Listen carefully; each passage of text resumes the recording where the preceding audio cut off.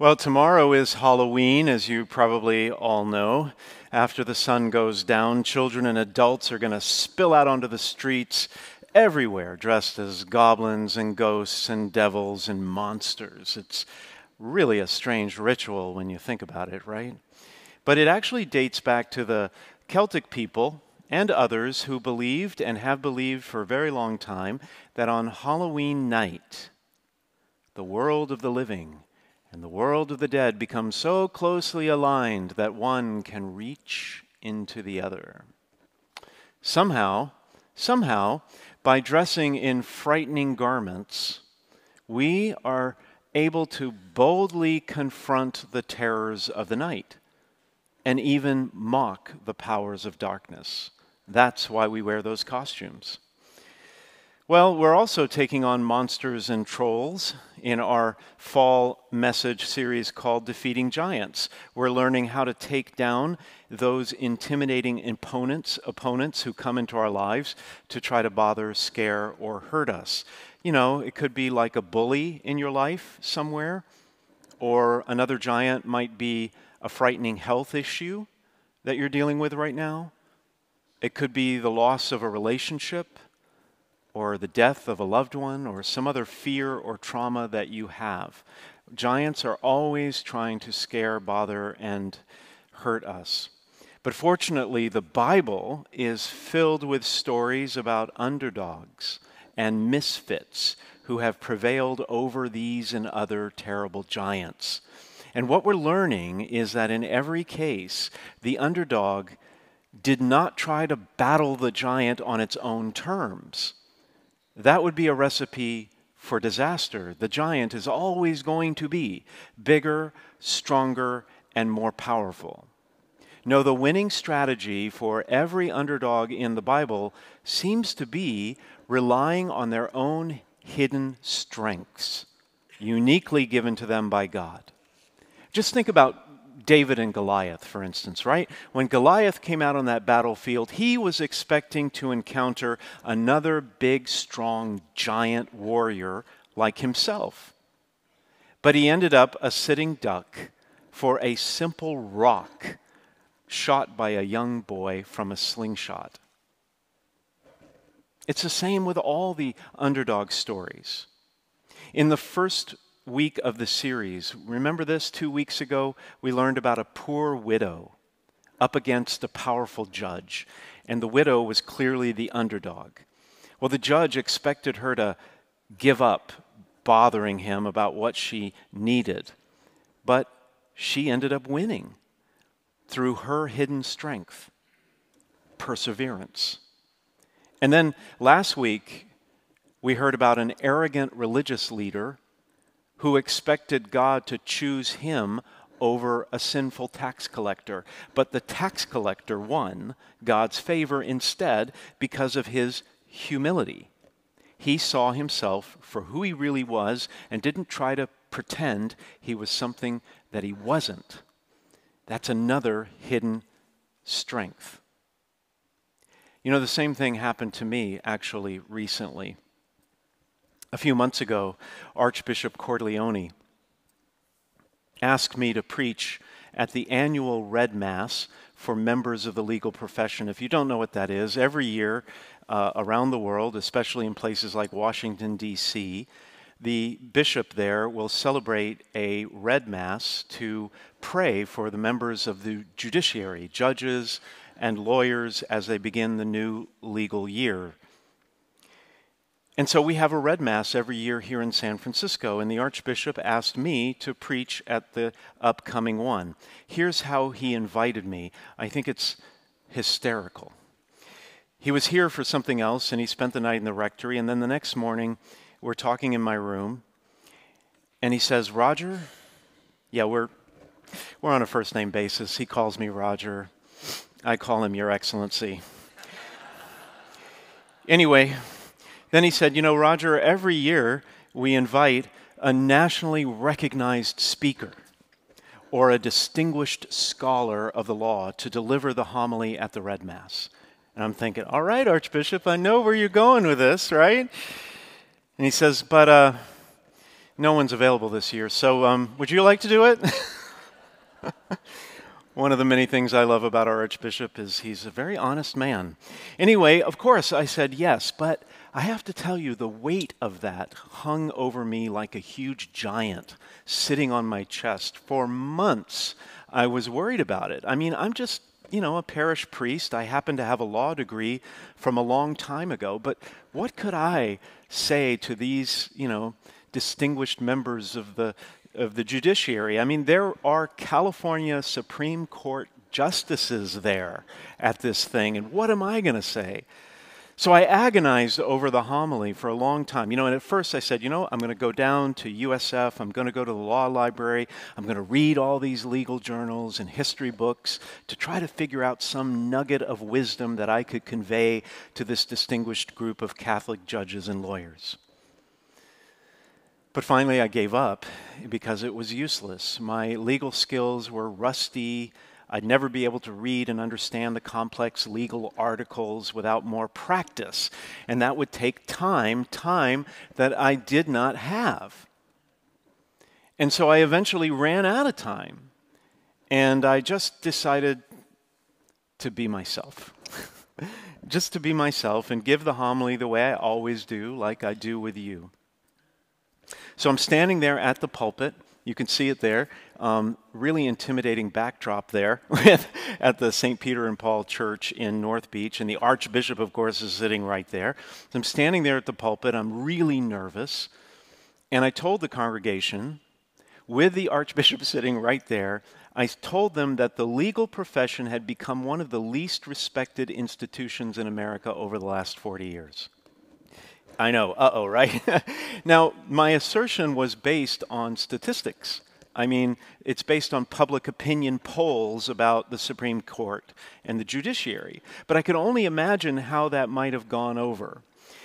And then I told these Catholic judges and lawyers, I said, you know what? Even with a tarnished public image that you have, you need to go back into burning Rome, just like St. Peter did 2,000 years ago, and work to uphold the rule of law, even when it seems like everyone is against you. That was my message. That's it. Well, I finally finished and went back to my chair, certain that I had angered or at least bored them. But then, at the sign of peace during the Mass, the Archbishop embraced me, and he whispered into my ear, "Well done." And it was like this huge giant coming off my chest. And then at the dinner later that night, I received many compliments. I know that doesn't sound very humble to be talking about, but the point I'm trying to make is that that scary giant ended up not being so scary after all, because I did not pretend to be somebody I wasn't. And I just worked with the rather meager talents that God gave me. The point is, humility can take down a lot of giants. But what if being yourself is not quite enough? What if you're not quite ready for prime time? What if you've swallowed your pride and you've tried to kill that giant with kindness or with some other act of humility and it didn't work? What do you do then? Well, let's turn to the gospel passage for this week to see if we can learn from a story about how one man humbled himself, but then took an extra step and was transformed from a misfit into a hero for God. Here's how the story begins. Jesus came to Jericho, and he intended to pass through the town. Now, that was the way you would get to Jerusalem from beyond the Jordan, as you would go through Jericho and then up to Jerusalem. Now, here's what you need to know about Jericho. It's widely regarded as the oldest city in the world, dating back to about 9,000 BC. It's also the first city that the Israelites settled when they arrived in the Promised Land after their escape from Egypt. It's located about 15 miles east of Jerusalem near the Jordan River, which made it a major trade thoroughfare. Merchants would travel through there. And it also had a very temperate climate, beautiful palm trees, and several freshwater springs. And that made it an attractive getaway for the rich and the famous of the time. Think about, city people going to Healdsburg, kind of the way Jericho was back then. King Herod, for instance, built his winter palace there. It also attracted a large population of priests. So Jericho was the place to encounter the spiritual and political elite of that time. Now, a man named Zacchaeus was definitely not a member of the spiritual and political elite. In fact, he was pretty much despised because he was a chief tax collector and a wealthy man. You see, tax collectors were despised in those days. They were Jews who assessed taxes on behalf of Rome and therefore were considered traitors. They also often cheated the people by collecting more than what was required and then keeping the extra for themselves. There was only one reason to be a tax collector back then: to become rich. Being the chief tax collector in the area, Zacchaeus was certainly wealthy and probably despised all the more. But then the story takes a funny turn. Zacchaeus could not see Jesus because of the crowd, for he was short in stature. So he ran ahead and he climbed a sycamore tree to see Jesus pass by. Now here, the gospel writer Luke is clearly poking fun at Zacchaeus. Not only was Zacchaeus, vertically challenged, but he also acted like a fool, right? It was considered beneath the dignity of grown men in those days to run because they were wearing long robes. I mean, you'd probably fall on your face or something. And it was unheard of to climb trees like little children. No one would do that, but Zacchaeus did both. Luke is painting him as a kind of a buffoon. He's doing it to entertain his readers and to surprise them, because no one would have expected what happened next. When he reached the place, Jesus looked up and said, "Zacchaeus, come down, for today I must stay at your house." This was not a chance encounter. Jesus specifically looked up to find Zacchaeus. He called him by name and he said, "I must stay at your house." The Greek verb there for must is used in Luke to convey divine necessity. It's something Jesus had to do to fulfill God's plan. So Zacchaeus comes down from the tree and he accepts Jesus' invitation. But then the crowd begins to grumble, saying, "Oh, he's gone to stay at the house of a sinner." Well, put yourself in their position, right? The well-heeled of Jericho were shocked.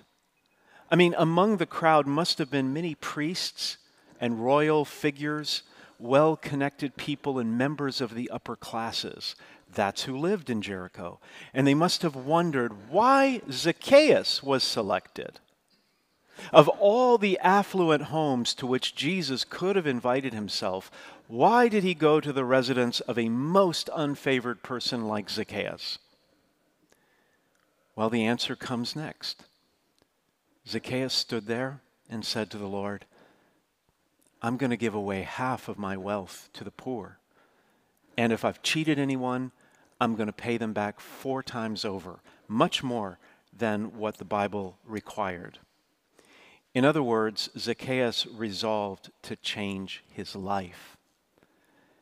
And so Jesus says, in one of the most beautiful lines of the Bible, "Salvation has come to this house, for the Son of Man has come to seek and to save what was lost."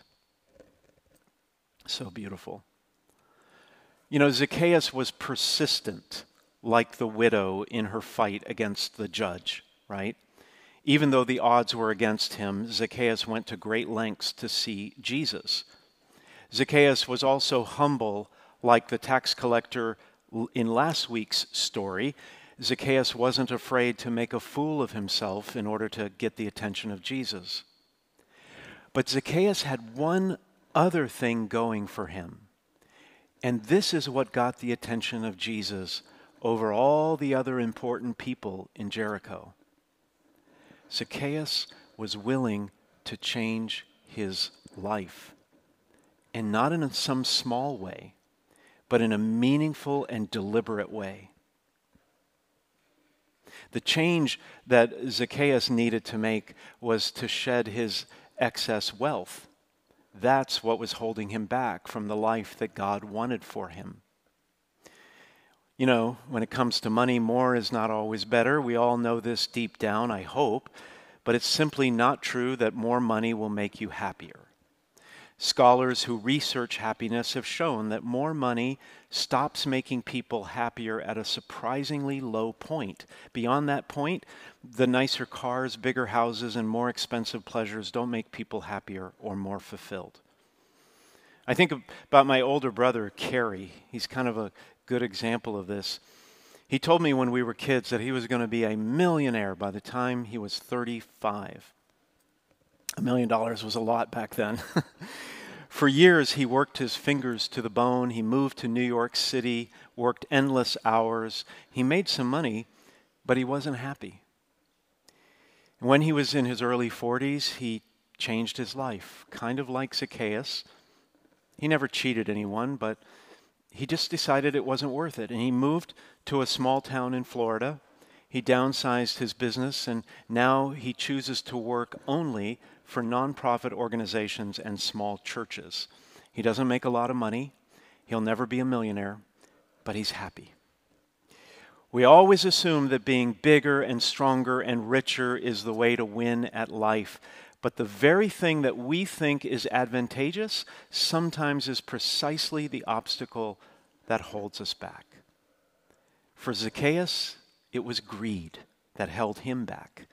For you, for me, it might be something different that we need to change. Maybe it's resolving the anger and frustration that you feel over the little things every day. That's me. Maybe you have a teacher or a boss who rubs you the wrong way and you just need to deal with it. Or perhaps you tend to take shortcuts, or you're prone to distractions, or maybe you exaggerate or lie just a little bit to get people's attention and make them think you're smarter or more interesting than you really are. Or maybe you need to forgive someone and let go of resentment. I believe God is speaking to you right now and to me about something that we all need to change in our life and possibly make amends for, like Zacchaeus. And so I invite you to take some time now in church to reflect on that. Sin is our worst enemy because it blocks God's power in our struggle against the giants who are trying to take us down. One last thing, there's a really interesting thing about that passage with Zacchaeus.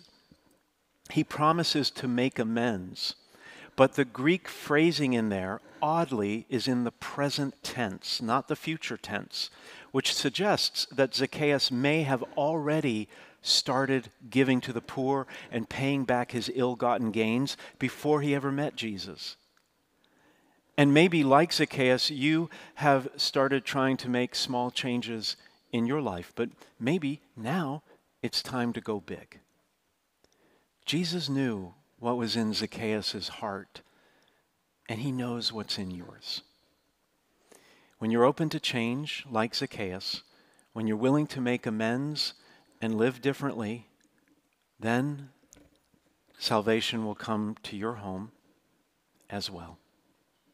And no giant could ever stand in your way then.